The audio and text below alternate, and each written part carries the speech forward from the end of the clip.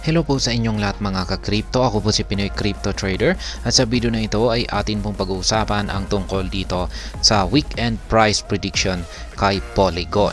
Kaya iyan, ang isang tanong dito ay magagawa kaya niyang akyatin ang presyong $1 sa katapusan ng linggo na ito.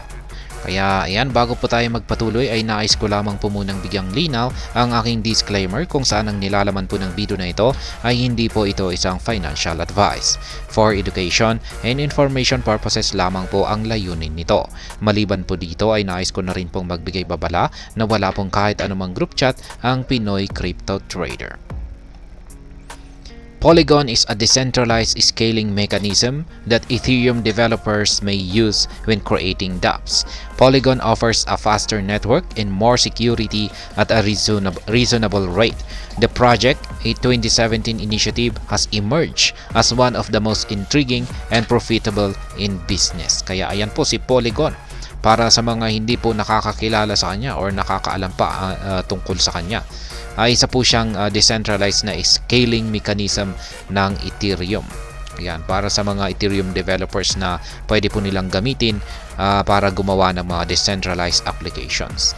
At ang kagandahan po rito kay Polygon ay meron po itong mas mabilis na network at mas mura na rin yung kanyang transaction fee rito. Yan, maliban po rito ay meron na rin po siyang mas matinding security. Ayan,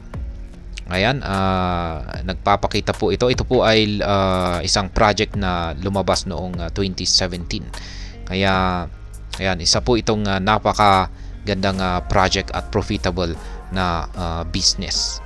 Kaya, ayan, ngayon ay ang tanong dito ay ano kaya ang kanyang magiging price performance ngayong katapusan ng linggo na ito. Based on the coin's behavior at the start of 2024, cryptocurrency experts at Changelly offer their price prediction of Polygon for this week. For this time frame, Matic's minimum price is anticipated to be at 0.8704.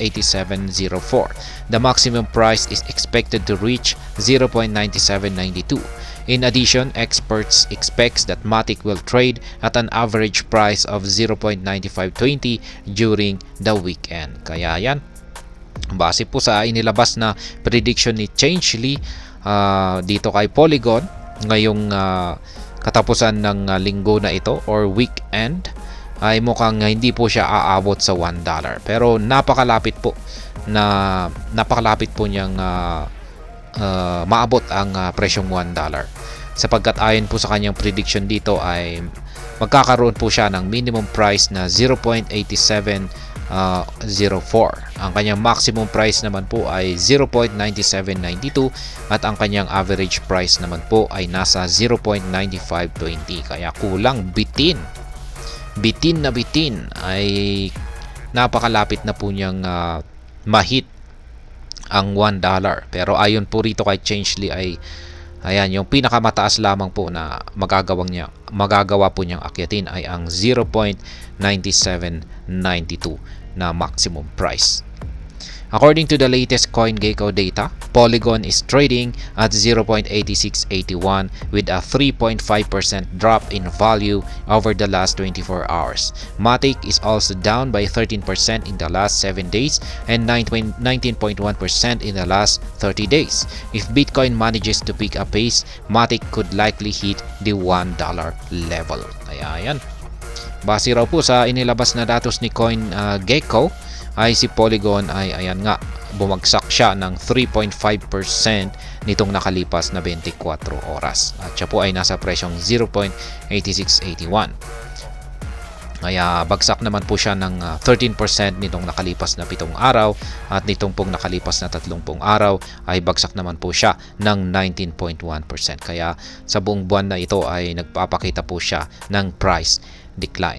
Ngayon, ang sabi rito ay kung sakaling si Bitcoin ay makaka-recover na or magpapatuloy na sa kanyang bullish momentum or bullish price, yung kanyang pag-angat sa presyo, ay si Matic or si Polygon ay magagawa na rin niyang akyatin or patatamaan ang presyong $1. Kaya yan, Mukhang nakasalalay po ito kay Bitcoin. Yan, mukhang nakasalalay sa performance ni Bitcoin ang pag-hit or pag-akyat ni Matic sa presyong $1 level. Kaya ayan, yan po ang inilabas na price prediction dito ng Changelly dito kay Polygon para sa weekend na ito or katapusan ng linggo na ito.